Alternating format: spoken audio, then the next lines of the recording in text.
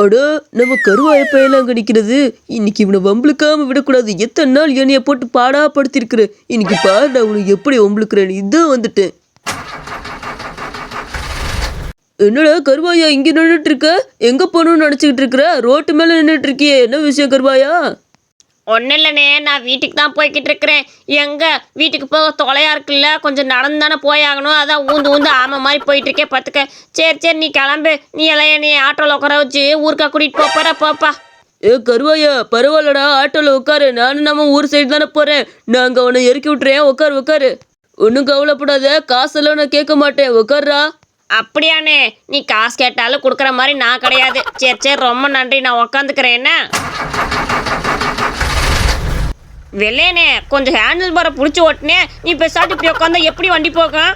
அதெல்லாம் தானா போகுண்டா கருவாயா. நம்ம போற வழி சுடுகாடு தானே. நம்ம எப்படி போனா என்ன சொல்லு, நம்ம போய்கிட்டே இருப்போம்.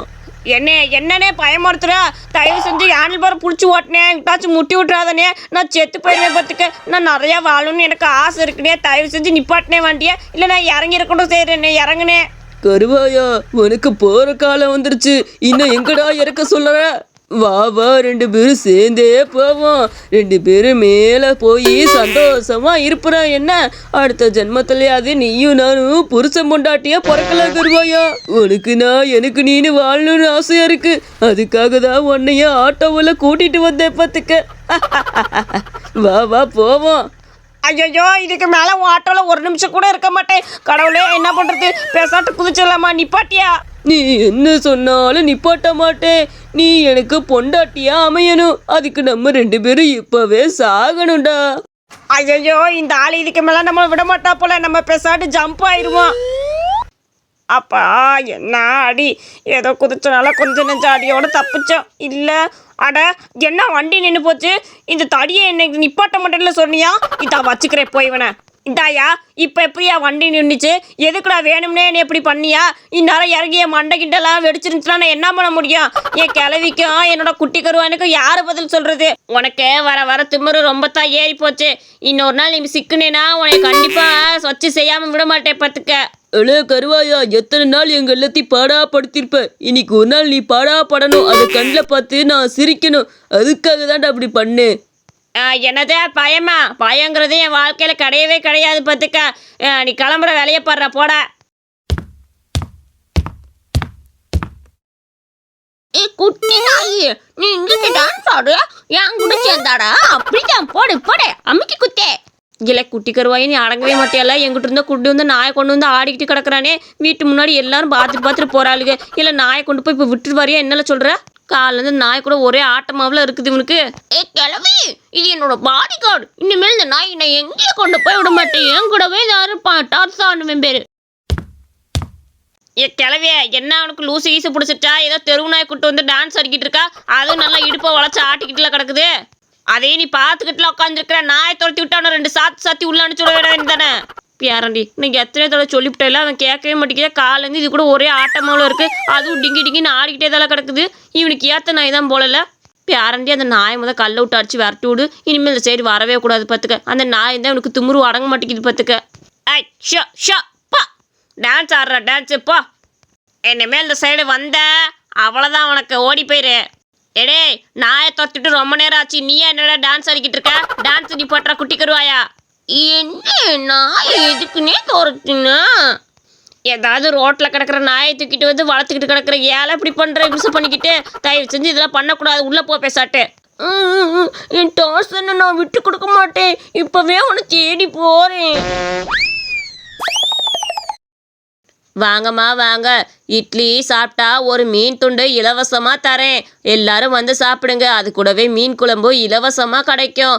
இட்லி சாப்பிட்டா ஒரு மீன் துண்டு இலவசமாக கொடுப்பேன். வாங்கம்மா. கிளவி, இட்லி சாப்பிட்டா ஒரு மீன் துண்டு இலவசமா? சரி அப்போ எனக்கு ஒரு இட்லி முட்டை கொடுக்க முடியுமா? அது கூடவே ஒரு மீன் துண்டே வச்சு கூட கிளவியே. உனக்கு எப்படி இருந்தாலும் இட்லி விற்றா மீன் கொடுப்பதானே? எனக்கு மீனை கொடுக்குறியா? கருவாயா, இட்லி எங்களை பார்த்த போது 4 இட்லி முழுசாக வாங்கி சாப்பிட வேண்டியது தானே? எனக்கு காசா இல்லையா உனக்கு? சரி போய் உக்காரு. நீ கேட்ட இட்லியே வச்சு கொடுக்குறேன் போ. சீக்கிரம் வச்சு கொடு. ருசியான இட்லி வந்துருச்சு. இப்போ தானே என் பேனையே காட்ட போகிறேன். கிளவியே காய் இட்லி சாப்பிட்டுட்டேன். இந்தா இதுக்கான காசு எவ்வளவு? 1 ரூபா தானே? இந்தா புடி. இது முடிஞ்சிருச்சா இந்த கணக்கு? இப்போ நான் முதல்ல இருந்து ஆரம்பிக்கிறேன். இன்னொரு காய் இட்லி கொடு, அது கூடவே ஒரு மீன் துண்டு வச்சு கொடுக்குறியா? அட என்னடா இது, ஒரு இட்லியை முழுசா வாங்கி சாப்பிட்ற நீ. அதெல்லாம் முடியாது. அந்த காய் இட்லிக்கான கணக்கு அப்போவே முடிஞ்சு போச்சு. இப்போ புது கணக்கு போடுறேன். இன்னொரு காய் இட்லி வச்சு மீன் துண்டு வச்சு மீன் குழம்பு வச்சு கொடு பாப்பா. அப்படியா? சரி போகிற, இது ஊத்துறேன். ஏப்பா சாமி, என் குழம்பு சட்டி அம்புட்டு காலியாயிருச்சு. தயவு செஞ்சு இந்த இடத்த விட்டு எந்திரிச்சு போயிருப்பா நீ. இதுக்கு மேலே இங்கே வரவே வந்துடாதப்பா. நான் ஒரு வியாபாரத்துக்காக போட்டா வந்து உன்னோட மூளையை செலவு பண்ணி என் இட்லியை பூரா தின்னுபுட்டியானே. ஒரு மீன் துண்டு கூட வைக்கல. உன்னால இன்னைக்கு எவ்வளோ நஷ்டம் தெரியுமா எனக்கு? நீ எல்லாம் பிள்ளையா? போ அட அதுக்குள்ளே முடிஞ்சு போச்சா? சரி நான் நாளைக்கு வருவேன். நாளைக்கு எடுத்து வைக்கணும், சரியா பாட்டி? நாளைக்கு வாடா. உனக்கு வைக்கிற ஆப்பில் இனிமேல் இந்த பக்கட்டே நீ வரக்கூடாது. கிளவி வந்துட்டேன். இட்லி எடுத்து வச்சிட்டியா? சரி எனக்கு இட்லி கொடுக்க முடியுமாப்பா? உக்காரு. காய் இட்லி தானே வேணும்? உக்காரு தரேன். வரிசையா உனக்கு காய் இட்லி கொடுத்துக்கிட்டே இருக்கேன், உட்காரு. இல்லை பாட்டி, எனக்கு இன்னைக்கு ஒரு இட்லியாக தான் வேணும். ஒரு இட்லி ஃபுல்லாக வைக்க முடியுமா? அட காய் இட்லி கேட்கல இன்னைக்கு. சரி சாப்பிட்றத சாப்பிட்டுட்டு என்னன்னு பார்த்துக்குவோம் கடைசியில். பாட்டியே, ஒரு இட்லி முடிஞ்சிருச்சு கணக்கு, சரியா? அடுத்த இட்லிக்கு கணக்கு வச்சுக்கோ. இப்போ அடுத்த இட்லிக்கு மீன் வச்சு கொடுக்குறியா? ஏலே, நீ கேட்குற மாதிரிலாம் கொடுக்க முடியாது. இங்கே போர்டை பார்த்தேல, காய் இட்லிக்கெல்லாம் மீன் வைக்க முடியாது. அட நான் உங்ககிட்ட ஒரு இட்லி தானே சொன்னேன், காய் இட்லியா சொன்னேன்? எனக்கு ஒரு இட்லி தான்ப்பா வைக்கணும், காய் இட்லி வேணாம். நீ போர்டில் காய் இட்லின்னு தானே எழுதி போட்டிருக்கிற. அதனால நான் ஒரு இட்லி வாங்கிக்கிறேன். ஒரு இட்லி வாங்கினா கண்டிப்பாக மீன் வைப்பேல, வையே. அட பாவி, நான் வந்து இன்னைக்காச்சும் நீ ஏமாந்துருவேன்னு பார்த்தா இன்னைக்கும் என்னையே ஏமாத்திட்டு போறியே. உனக்கு மனசாட்சியே இல்லையாடா? ஒரு இட்லி வச்சு உனக்கு ஒரு மீனி வச்சா என் பொழப்பு என்னடா ஆகுறது? தயவு செஞ்சு கெட்டு போ மகாராஜா. உன் காலை கூட விழுந்துக்கிறேன் பாட்டி. அதெல்லாம் என்னாட முடியாதுப்பா.